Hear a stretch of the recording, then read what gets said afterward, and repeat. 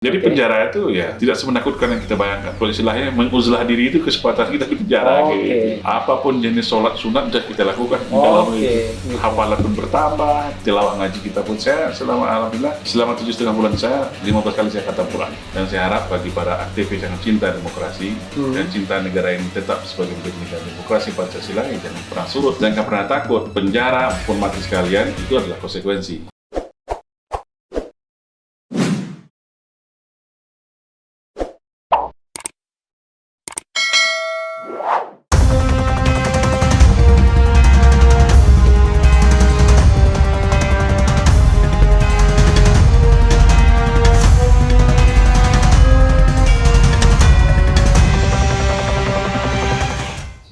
Assalamualaikum warahmatullahi wabarakatuh, sobat era sekalian. Jumpa lagi kita di channel yang keren ini, keren cadas ya.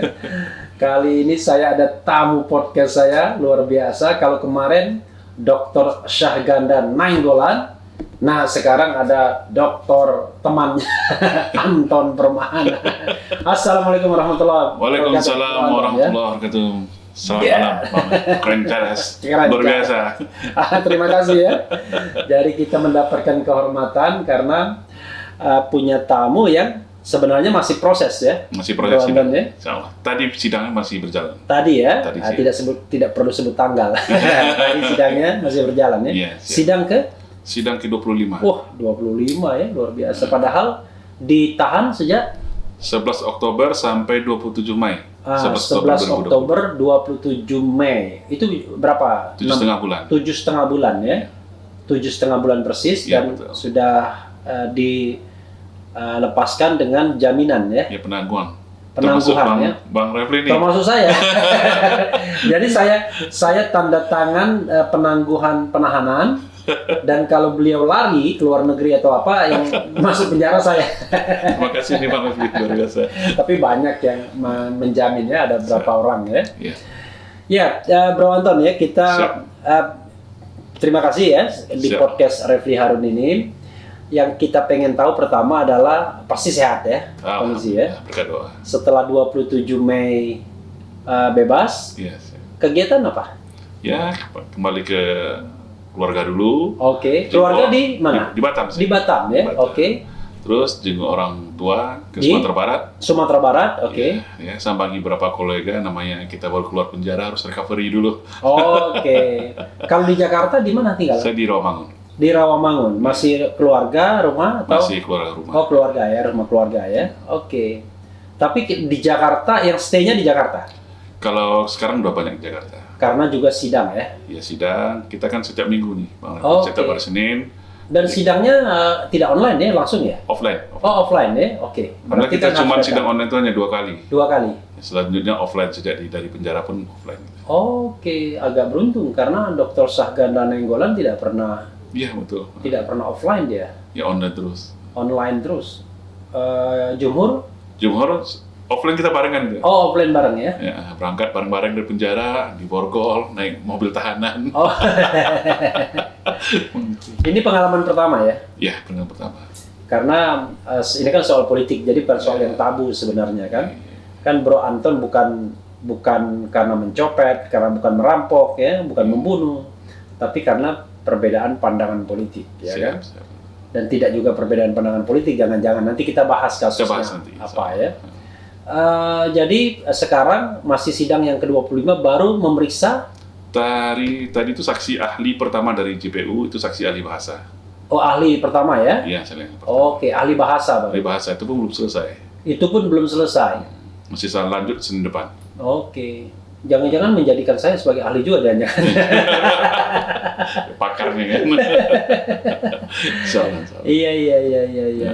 Jadi itu baru ahli bahasa ya? Ahli bahasa ya. Oh, berarti sangat terkait dengan bahasa nantinya ya? Ada bahasa ya, saya lihat ada sekitar 7 atau 8 lah dari JPU ya.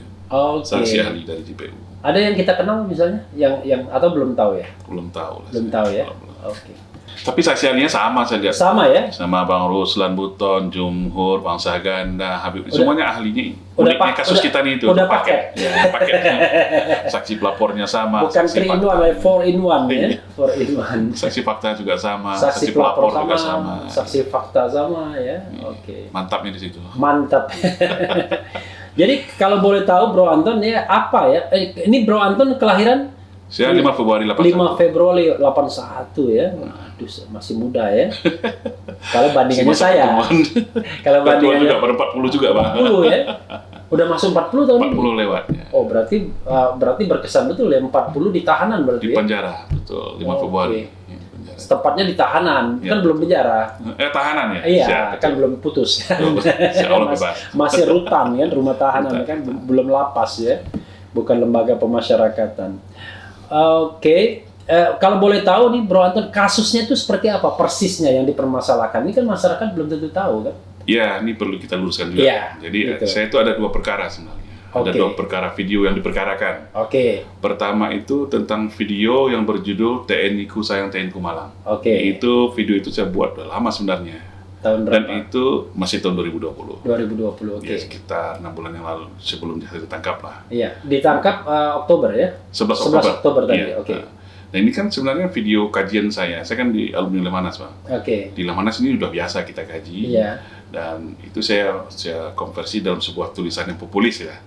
Atau populis yang mudah dicerna. Dan ini Iya. sebuah keresahan kita juga. Dan Iya. itu mengkaji nggak saya sendiri. Saya kan punya lembaga namanya Tanhana Dharma Manggrava Institute.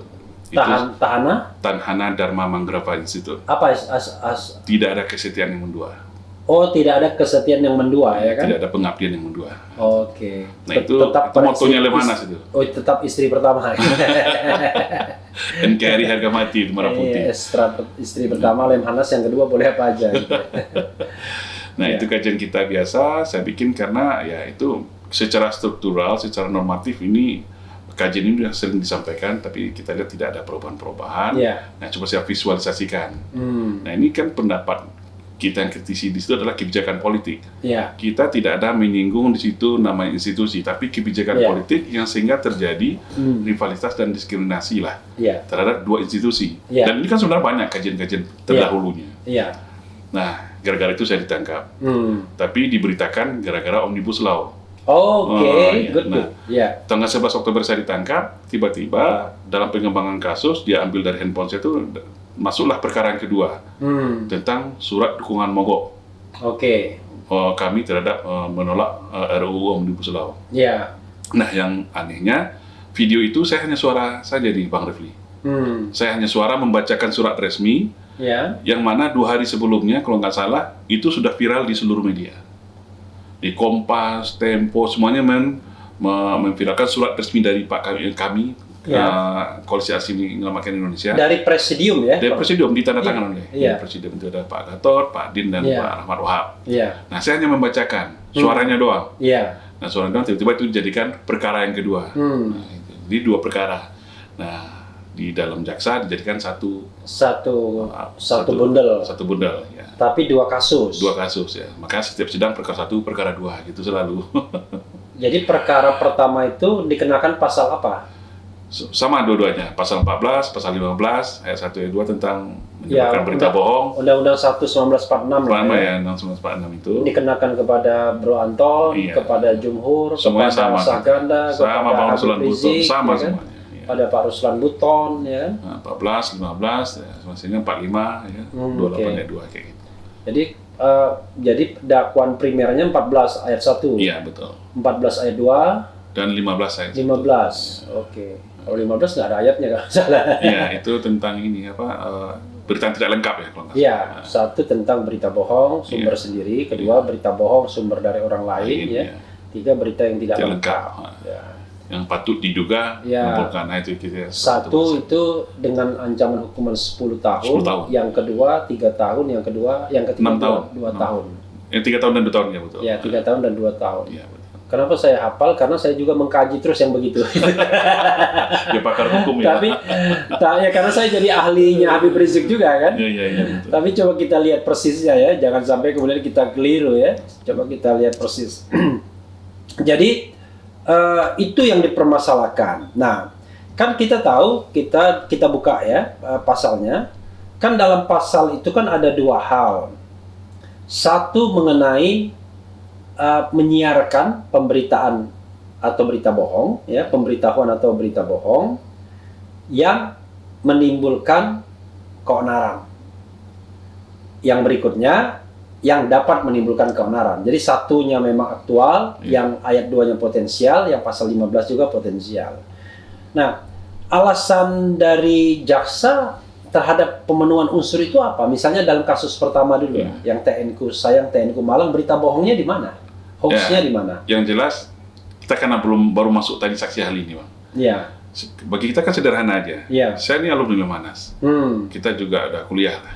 Ya. Sampai doktoral. Kita tahu sebelum nulis itu pasti harus butuh referensi. Bung Anton dari mana doktornya? Saya IPDN soalnya. Oh iya ya, IPDN tahun 2021 ini soalnya. 2021. Iya. Oh, sudah belum selesai, hampir Finishing selesai. sedikit lagi. Oh, finishing. Okay. Karena terkendala kemarin ya. Oke. Jadi sampai mana tadi izin, Bang? Ya, soal unsur hoaxnya di mana? Iya. Kalau berita bohong kan sederhana aja. Iya. Yang benarnya yang mana? Nah, kemarin di dalam persidangan kita tanyakan itu kepada si saksi pelapor. Iya. Kalau ini saudara bilang ini bohong, yang benarnya mana? Mana referensinya? Dan untuk sekedar diketahui di Bang Refli, saya sidang itu membuat 3 koper referensi. Oke. Itu ada 107 jurnal dan buku. Untuk ya itulah kita menulis itu pasti ada dasar dari referensinya. Nah, tinggal sekarang diadulah dengan nanti saksi ahli yang akan dihadirkan CPU. Sekarang kan belum masuk saya saksi ahli, berarti saksi ahli pertahanan. Nanti kita akan adu betul nggak saya buat itu. Yang jelas apa yang saya buat itu saya bertanggung jawab. Oke, ini kan misalnya pasal 14 ayat 1 itu kan barang siapa dengan sengaja ya. Oh sorry, ini kok penanggulangan COVID. Karena 14 ayat 1 juga dia. Apa ya ini ya. Di slide terakhir mungkin ya. Nah ini ya, pasal 14 ayat 1, barang siapa dengan menyiarkan berita atau pemberitahuan bohong. Oke. Jadi unsur menyiarkan sudah terpenuhi paling tidak karena menggunakan media sosial. Kira-kira begitulah ya. Tapi izin itu bukan akun saya. Oh, bukan akun yang dijadikan alat bukti saksi pelapor itu bukan akun saya. Akun siapa? Akun ada orang lain, saya nggak tahu. Oh, berarti dia dong yang menyebarkan. Nah, itu ini itulah yang hasil persidangan seperti itu. Menyiarkan, jadi ada perbuatan yang menyiarkan berita atau pemberitahuan bohong. Nah, berita atau pemberitahuan bohong yang dipermasalahkan apa? Dari kasus pertama itu? Ya, tentang narasi teknik saya untuk itu. Misalnya kalimat yang paling dipermasalahkan. Yang misalnya saya menyatakan di situ masalah anggaran, dia ada 14 poin di situ, Bang. Oke. Ada 14 poin. Dan itu dipermasalahkan semua. Dipermasalahkan semua. Dari 14 poin itu dianggap menyebarkan berita bohong. Ada yang mengatakan sebagian, ada seluruhnya. Saksi pelapor. Tapi ketika kita konfirmasi di persidangan mereka nggak bisa menyatakan mana referensinya. Makanya nanti akan diadukan di saksi ahli. Tapi aneh juga, karena kenapa? Kalau dalam dunia ilmiah itu kan nggak bisa kita mutlak pasti benar semua. Kalau misalnya kita membuat sesuatu yang keliru, ya orang lain harus menunjukkan kelirunya di mana dan dalam penyiaran berikutnya kita perbaiki itu. Itu yang menarik tadi, Bang. Contohnya dalam saksi ahli bahasa. Katanya saya itu bertentangan dengan azas kualitas. Azas kualitas itu dan tulisan argumentatif. Itu harus dibuktikan salah atau benar. Kalau tulisan itu benar, berarti saya nggak dipenjara. Salah. Kan saya udah dipenjara 7,5 bulan. Dan buktinya baru sekarang itu gimana? Bang hukum lah. Ya, kita tetap jalani, Bang. Yang jelas kita jalani. Tapi kan publik harus tahu. Iya. Karena kepentingan saya dan juga kepentingan channel ini adalah bagaimana publik paham ya. Bahwa yang dipermasalahkan itu adalah tulisan video yang berisi suara video itu. Suara dan narasi mengenai sebuah topik yaitu TNI Sayang, TNI Malang. Dalam tulisan itu ada 14 materi yang dipersoalkan baik sebagian maupun seluruhnya. Nah, dan itu dianggap menyebarkan berita bohong baik sebagian maupun seluruhnya. Keonaran. Nah, itu nanti faktor itunya nanti saya akan tanya lagi. Nah, jadi itu ya, memang aneh juga ya. Kalau kita menulis salah ya kan nggak apa-apa. Kalau BMKG salah perakiraan cuaca gimana? Iya, makanya. Jadi kalau kita salah kan kita kan bukan Tuhan. Bisa jadi misalnya media misalnya. Tiba-tiba kemarin tuh Margo City, ada ledakan di Margo City. Ternyata bukan ledakan. Kalau tidak salah, cuman atap runtuh aja. Struktur runtuh. Padahal kan orang bisa mengatakan kan, oke, itu ya. Jadi biar jelas. Kalau boleh tahu poin yang paling sangat dipermasalahkan apa? Yang Bro Anton ingat? Ya, itu anehnya Bang. Mereka menerjemahkan sendiri. Saya kan ada menyatakan situ perbandingan. Perbandingan jumlah TNI dan Polri itu 1:3. Oke. Sedangkan kita berbicara di situ adalah fungsi teritorial. Dia nggak memecah secara utuh. Saya kan, Bang, saya masuk Lemanas itu karena saya dari Ketua FKPPI. Saya ini kan keluarga besar TNI, Bang. Dan juga sering diminta tulisan-tulisan dan kajian saya oleh kawan-kawan di TNI. Jadi memang ini bidangnya saya. Gitu. Nah, 1:3 yang saya masukkan itu adalah dalam fungsi teritorial. Di TNI itu fungsi teritorial itu dipegang oleh Satkowilhan, Satuan Komando Wilayah Pertahanan. Nah, 1:3 yang saya masukkan di situ adalah TNI Angkatan Darat dengan polisi, karena yang memang Satkowilhan di TNI itu fungsi teritorial itu adalah di Angkatan Darat. Ya, tapi mereka terjemahan seolah saya itu mengada-ngada kok polisi 3 kali lipat dari TNI. Saya nggak ada bilang jumlah, kecuali saya bilang polisi jumlahnya 1,5 juta, TNI 500.000, itu baru saya itu salah kan gitu. Ya kalaupun salah kan nggak apa-apa juga, artinya salah data. Nah, kan di challenge. Yang sayangnya yang didatangkan di persidangan adalah saksi ahli dari polisi yang dari TNI-nya nggak hadir. Terus yang kedua, TNI itu paling sipil. Jadi itu kan hiperbola, Bang. TNI paling sipil itu kan, sipil itu kan bahasa kan di secara ketatanegaraan ada militer, ada sipil. Sipil itu kan rakyat. Jargon TNI kita apa? Tentara rakyat. Saya punya data itu sebenarnya ucapan dosen saya di Lemanas. Kita ini tentara paling sipil di Indonesia, di dunia. Alasannya gini, itu ada ucapannya, ada dasarnya. Pertama, boleh dilihat jargon-jargon tentara di dunia ini yang menggunakan kata rakyat mana. Saya punya 84 di data itu, saya itu ada. Yang dari rakyat untuk rakyat, itu kan baru TNI. Manuver rakyat. Tidak ada, hanya Vietnam satu yang menggunakan kata rakyat. Boleh dicek. Yang kedua, TNI kita nggak ada diperbolehkan bawa senjata. Ya kan? Jadi itu dibilang TNI paling sipil. Sebenarnya kan bagus, TNI yang paling merakyat. Tapi mereka pelintir seolah saya merendahkan TNI. Jadi mereka terjemahkan sendiri seperti itu. Merendahkan TNI. Ya nggak mungkin lah saya keluarga besar TNI merendahkan TNI. Nah, terus sebenarnya banyak Bang. Itu yang mereka sorot 2 itu. Yang 12 lagi mereka nggak terlalu berani. Karena itu akurat. Pertama, polisi memang di bawah presiden ya. TNI bawah Kementerian Pertahanan. Yang kedua, anggaran polisi kan memang lebih besar daripada TNI. Banyak itu.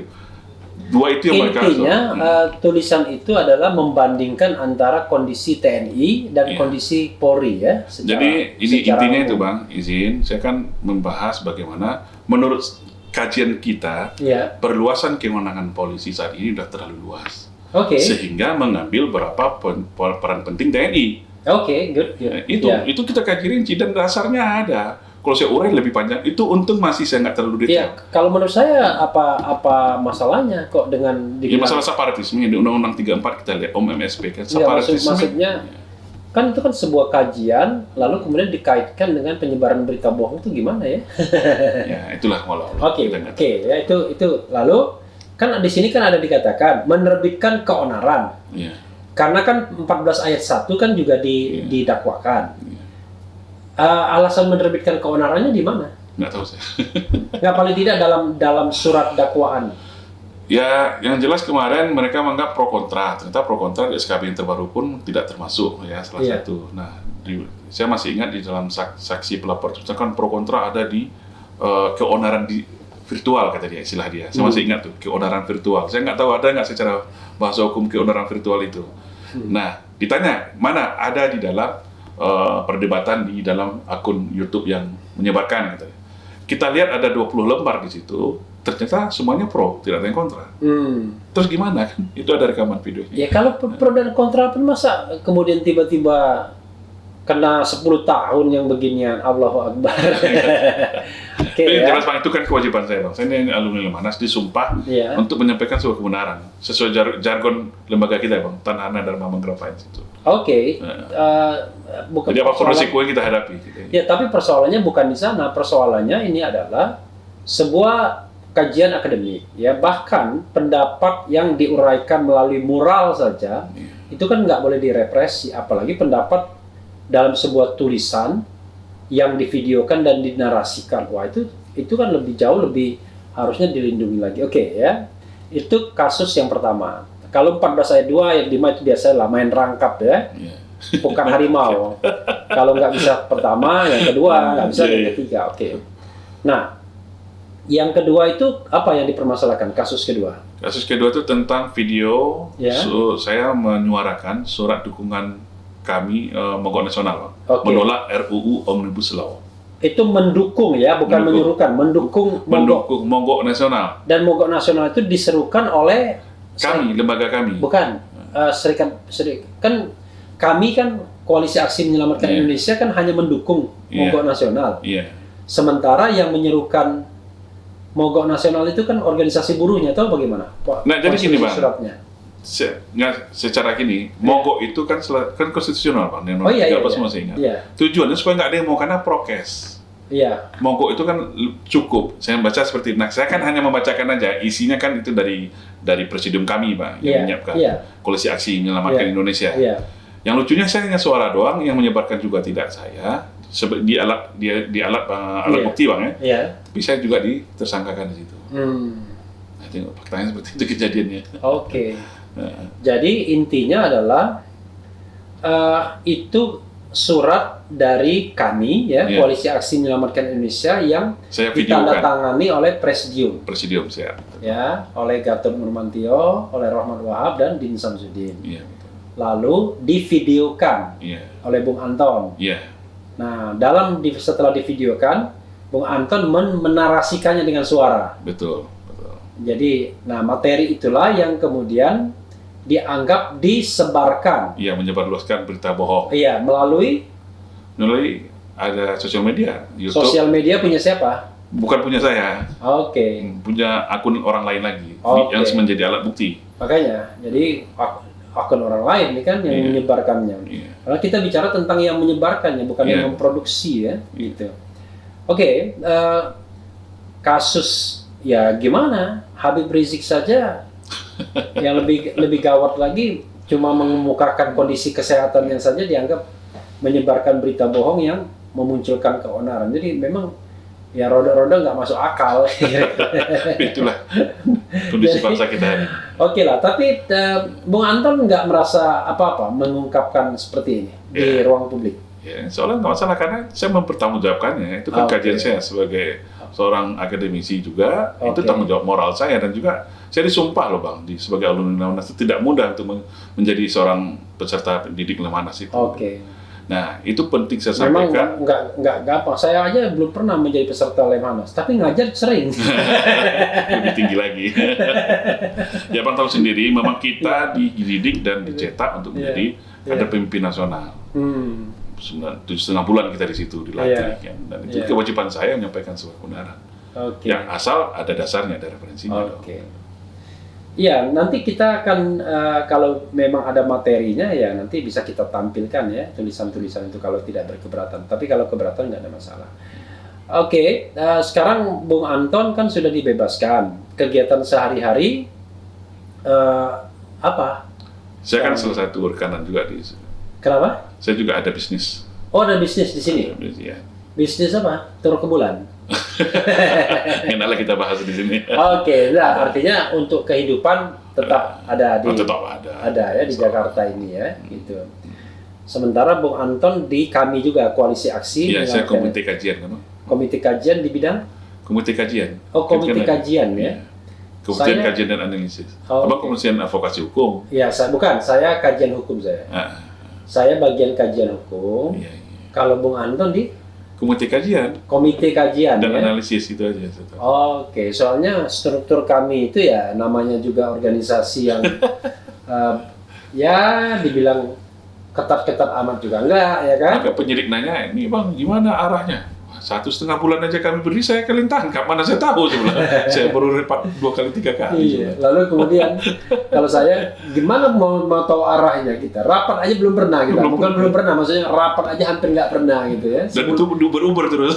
Sebulan sekali belum tentu juga. Tapi kan lebih pada moral ya, sebenarnya gerakan moral, kesadaran kita sebagai anak bangsa, tanggung jawab kita kan. Jadi walaupun misalnya kita melakukan sendiri-sendiri dengan saya, dengan channel saya, mungkin Ahmad Yani dengan channel dia, Rocky Gerung dengan suara dia dan lain sebagainya, tapi intinya kita punya concern yang sama ya. Ya, jadi concern yang sama untuk ya berpartisipasi dalam ya katakanlah sesuai dengan ilmu yang kita punyai kan begitu. Oke. Sidang ke-25 ya. Siap. Betul. Jadi perkirakan berapa sidang lagi kalau begitu? Ya kalau kita perkirakan saksi ahli dari JP itu ada 6 lagi. Ya. Kita mempersiapkan sekitar 5 atau 6 juga kan. Berarti 12 kali persidangan. Itu kalau selesai 1 kali sidang, 1 saksi. Ya. Tambah tuntutan, pemeriksaan terdakwa dulu, tuntutan, replik, duplik, vonis. Iya. Berarti sekitar 18 atau 20 kali persidangan lagi. Jadi ini baru separuh jalan. Separuh jalan. Ini yang membedakan Sobat Era dengan Habib Rizik. Habib Rizik dikebut dia, maksudnya ya jangan-jangan ya, jangan sampai nanti masa tahanannya habis. Tapi ini memang kemarin susah untuk minta di penangguhan penahanan. Alhamdulillah mungkin ya, karena mungkin ada nama Bang Refli juga nggak tahu. Ada Bang Refli, Rocky Gerung, Pak Adim. Alhamdulillah kita dimudahkan. Berapa orang yang ngasih Banyak Bang, banyak ya? Puluhan banyak. Oke, jadi mudah-mudahan itu digunakan selayaknya. Sebab kabur bahaya nih. Enggak lah kita gentleman Bang. Iya, tiba-tiba beliau ini ke Batam ya, pulang keluarga dan kebetulan lagi main-main ke Singapura, tiba-tiba dia agak melarikan diri. Padahal lagi main gitu ya. Jadi Bung Anton ya, rencana Bung Anton, saya justru ingin cerita pengalaman selama 7,5 bulan di dalam ya. Jadi di dalam itu ketemu siapa aja? Jadi ini pertama kali ya? Pertama kali. Jadi penjara itu ya tidak semenakutkan yang kita bayangkan. Oke, itu ya. Ya intinya saya pesankan di sini ya, kembali ke niat kita Bang ya. Ya. Kalau kita seorang aktivis, kalau kita memang berjuang ya, kalau nggak siap mental ya, janganlah menurut saya gitu. Karena saya sudah menyiapkan diri saya dengan resiko apa saja pun, ternyata di penjara banyak pertolongan Allah yang saya dapatkan. Misalnya ternyata di dalam saya bertemu Bang Ruslan Buton. Itu Ruslan Buton yang kemarin itu yang dianggap mengancam Jokowi. Iya, bertemu banyak aktivis-aktivis di dalam, dan juga akhirnya nanti kita undang ya Sobat Era sekalian, Ruslan Buton. Atau Ruslan Buton ya. Dan juga Habib Rizik, itu banyak lah, kita banyak berinteraksi. Karena itu Bareskrim, saya di blok pidana umum, ya kita banyak bertemu orang lah. Bertemu orang ya, saya ambil yang positifnya aja Bang. Sama Jumhur satu blok nggak? Satu blok, tapi beda kamar. Beda sel ya? Beda sel. Sama Saganda beda sel juga? Beda sel. Kalau Bang Jumhur sama Bang Saganda di satu kamar mereka. Satu sel mereka ya? Kalau Bro Anton dengan siapa? Saya ada 2 kamar kadang. Terakhir saya udah pindah ke depan. Saya karena ada gangguan asma Bang, saya karena ada komorbid asma. Jadi depan tuh ada AC sentral. Saya jadi mencari yang agak seger-seger. Mungkin persoalan itu di situ udara. Di situ nggak ada sirkulasi udara. Cahaya matahari nggak ada sama sekali. Kita di basement, ya. Jadi nggak pernah kena sinar matahari? Nggak pernah. Kita kalau keluar aja, untung saya dapat offline. Bayangin yang lain nggak pernah keluar, ada yang 1,5 tahun, nggak ada kena cahaya matahari. Itu aja masalahnya.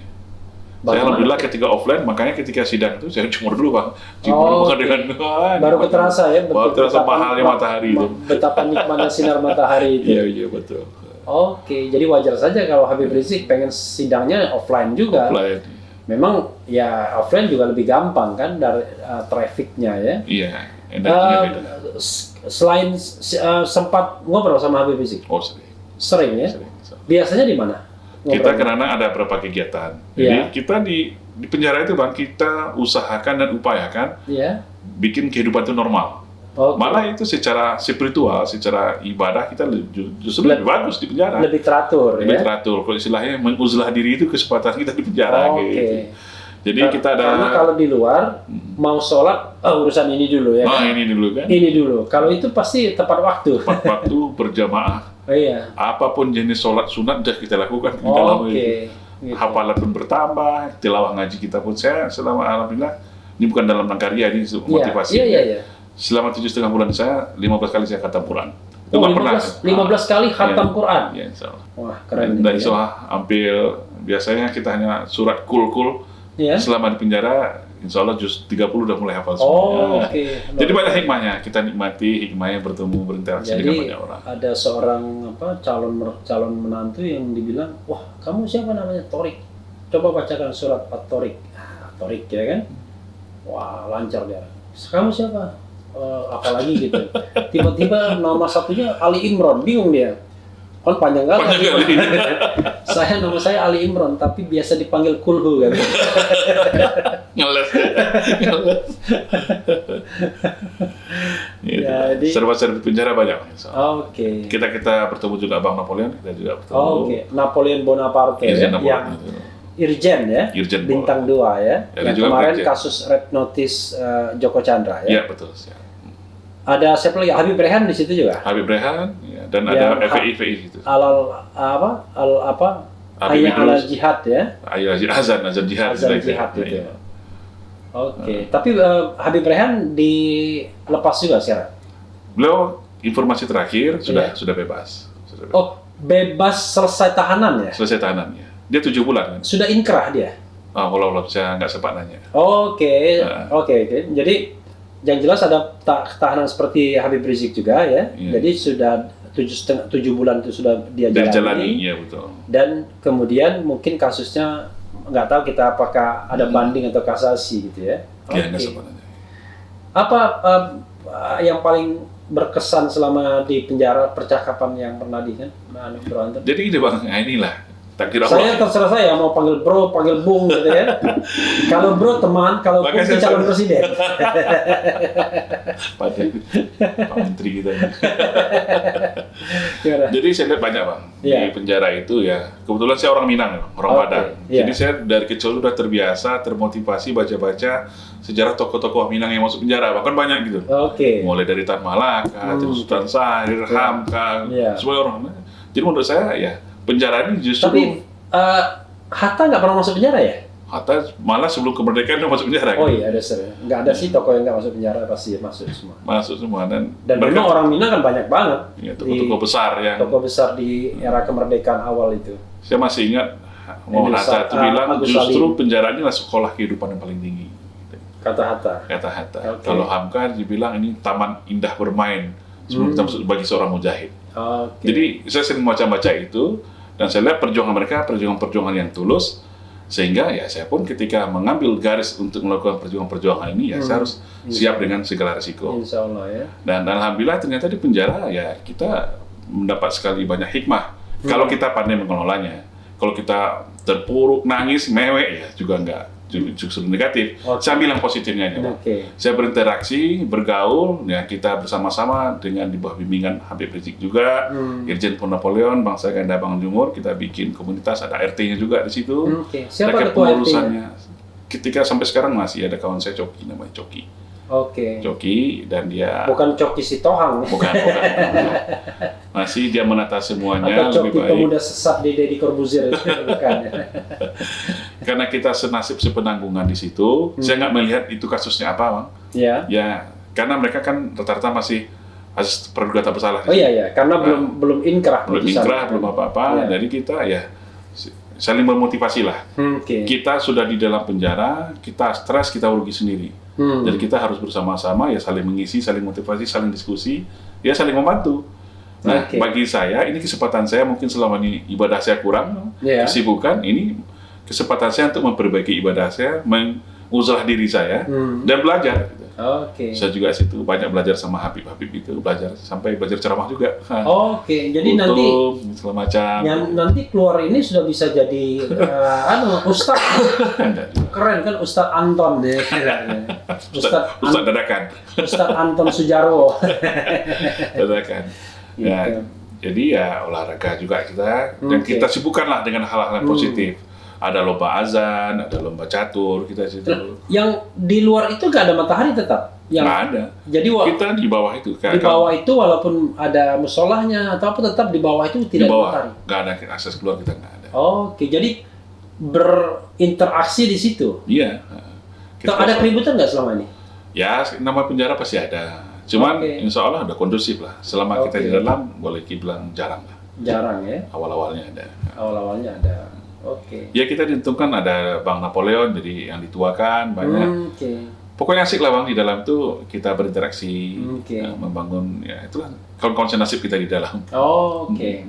Ada perkataan yang diingat dari Habib Rizik yang mungkin pernah berkesan buat Anton? Itu betul, ini penting, ini Iya. penting nih Bang. Iya. Ternyata musibah itu ada 3. Oke. Ini saya pegang nih. Iya. Kalau beliau dengar insya Allah ini. Iya. Pertama, itu memang itu karena ujian. Jadi misalnya gini, Iya. apabila kita soleh, rajin sholat, Hmm. nggak ada buat kesalahan, tapi kita diberikan musibah, itu nama ujian. Ujian. Yang kedua, kita melakukan ibadah bagus, Iya. tapi namanya manusia pasti ada khilaf. Iya.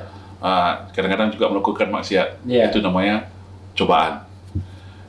Yang ketiga, kita udah sholat nggak ada, kita ibadah kurang, terus dapat musibah, itu Iya. namanya azab kata dia. Azab. Jangan sampai sholat nggak pernah, Yang terus dapat kedua tadi bukan cobaan, peringatan. peringatan. Ya, ujian dan peringatan. Iya betul. Siap. Jadi cobaan Ya, atau sering. ujian, Ya. peringatan, dan azab. Azab. Pertanyaannya kenapa saya tahu begitu? Karena Sahganda juga bilang yang begini. Nah, sama. Ya betul, peringatan. Berarti sangat berkesan ya kata-kata itu ya. Banyak saya belajar sama beliau. Oke. Beliau orang-orang yang luar biasa. Kalau dari versi Sahganda bilangnya begini, udahlah kita kan manusia biasa, yang namanya cobaan atau ujian itu miliknya Nabi dan Rasul. Kalau kita kelas kita ya either itu peringatan atau azab. Jadi ya mungkin peringatan karena kita masih melakukan dosa-dosa kecil gitu ya. Gitu. Atau jangan azab juga. Tapi apapun itu sikapi dengan positif, Ya. karena kita masih diberi kesempatan Iya. untuk memperbaiki diri. Iya, itu kayak lagu Ebit ya. Mungkin kita masih diberi waktu ya. Iya, kalau Bro Anton ini berapa saudara? Saya 9 orang. 9 orang bersaudara. bersaudara. Saya luar anak biasa. ke-8. Ya. Anak ke-8 dari 9. Iya betul. Semua masih lengkap? 7 orang, 2 orang udah meninggal. Oh, 2 orang yang sudah meninggal. 2 orang yang meninggal itu kakak? Kakak ya sama abang. Oh, yang ketiga dan yang kedua. yang kedua dan ketiga ya? Kedua dan ketiga. Oke, jadi laki perempuan? Iya betul. Oke, jadi tinggal 7 ya. Lalu mereka semua di mana? Ada yang di Sumatera Barat, ada yang di Batam, ada di Kalimantan, ada pencar-pencar lah bang. Tapi orang tua sekarang? Orang tua saya yang ibu masih hidup di Kota Payakumbuh namanya. Oh, Payakumbuh ya, Sumatera Barat. Iya. Ayah sudah meninggal Sudah lama? meninggal tahun 94 lalu. Oh, tahun 94. Oh, kalau Bapak saya kan tentara. Oh, oke, meninggal. Anak kolong. Meninggal karena? Sakit juga. Oh, sakit ya. Kalau ya ayah saya kan tahun 96 meninggal. Oke. Jadi sudah berkeluarga ya? Udah. Berapa istri? Istri 1. Anak? Anak 3. Alhamdulillah. Anak 3 ya? Iya, so. Anak 3 yang tertua? Yang tertua kelas 3 SMP. Oh, kelas 3 SMP. Iya. Yang paling kecil? Yang paling kecil umur 5 tahun. 5 tahun. Yang tengah? Yang 10 tahun. Mereka nggak tanya tuh ayahnya kemana gitu? Oh tahu. Tahu ya? Yang lucu yang kecil lah Omar kan. Iya, Omar namanya. Ketika kita Omar keluar di apa? TV Omar One, Sarif atau Omar? Abdillah Omar. Abdillah Umar ya. Abdillah Omar Permana Al-Minangkabawi. Oh, luar biasa. Abdillah Omar Al-Minangkabawi. Permana Permana Al-Minangkabawi. Minangkabawi. Oh, luar biasa. Ketika keluar di TV One, wow ayah keren masuk TV gitu aja. Iya. Kan waktu di ILC ya, ketika ILC masih hidup. Iya. Itu.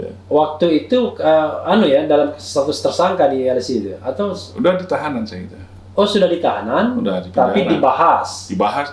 Dibahas Lalu dia ada foto Kan foto saya besar Iya, itu. iya. Kami bertiga, saya Bang Saganda Jumur. dalam pakaian orange itu. Orange. Ya? Ya. Oke. Yang tangan di borgol. Tangan itu viral itu di mana-mana. Viral banget. Keren lah pokoknya. Kayak teroris jadi. Yang jelas kepala kami bertiga tidak nunduk, itu aja Bang. Oke.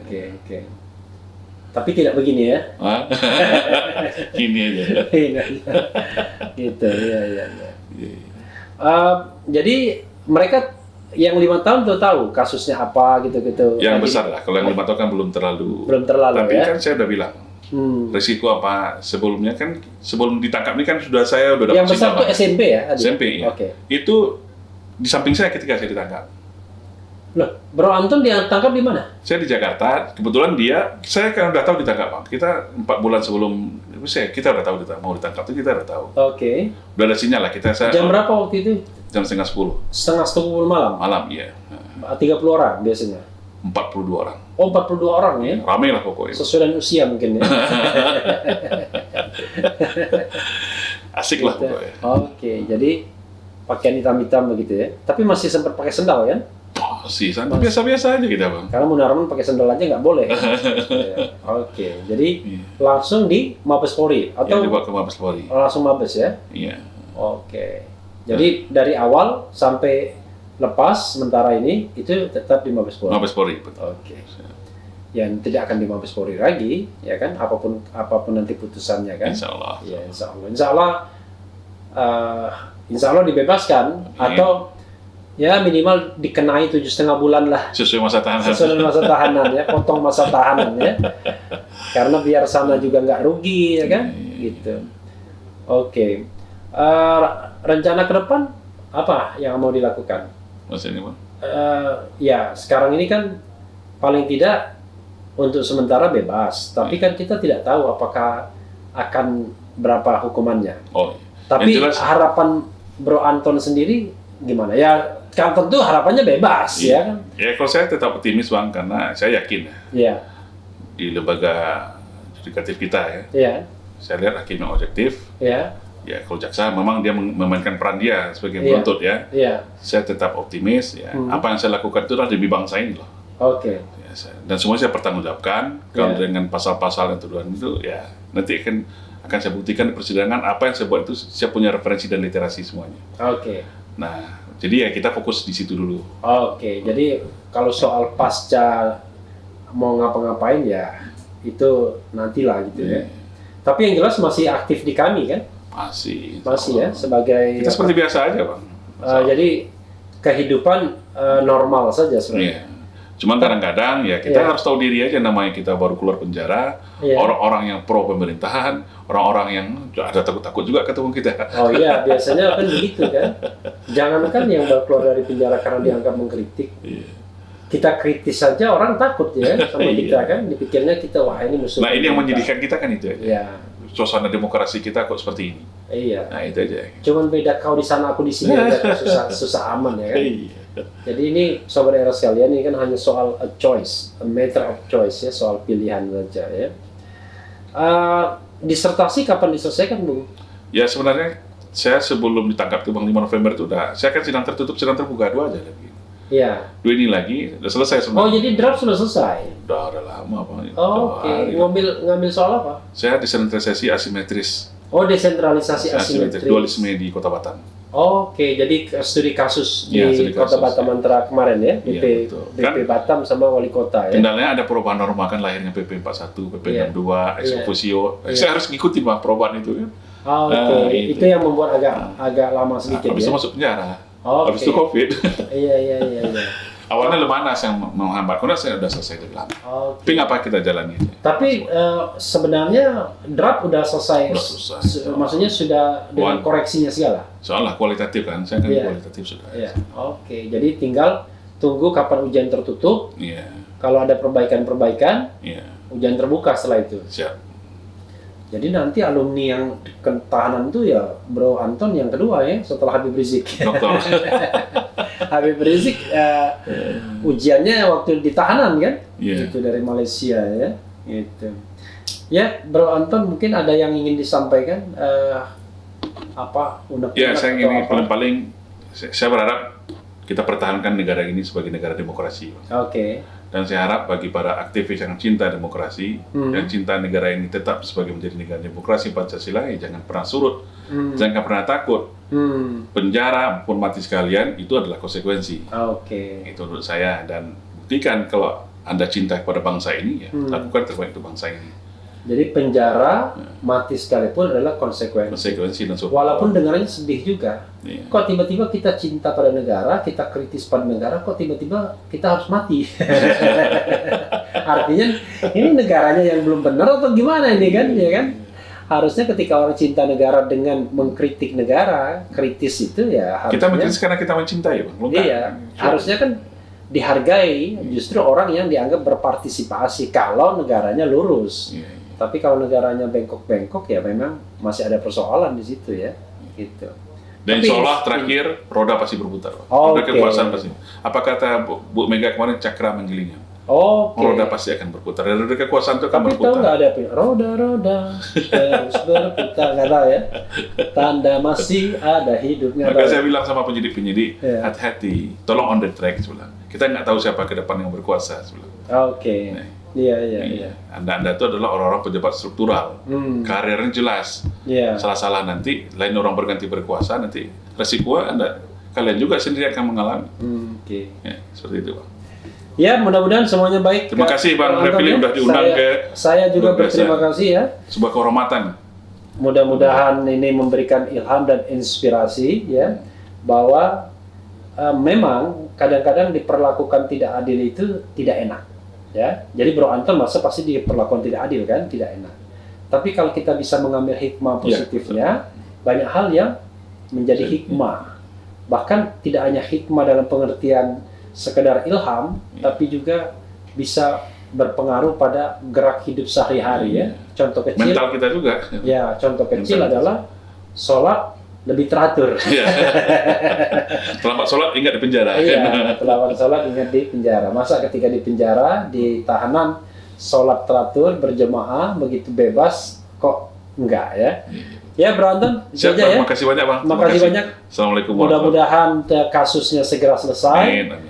mendapatkan hasil yang terbaik. Amin. Saya tidak tahu yang terbaik itu apa, tapi mudah-mudahan tetap yang terbaik, Siap. apapun putusannya, ya, Siap. dan tetap semangat. Amin.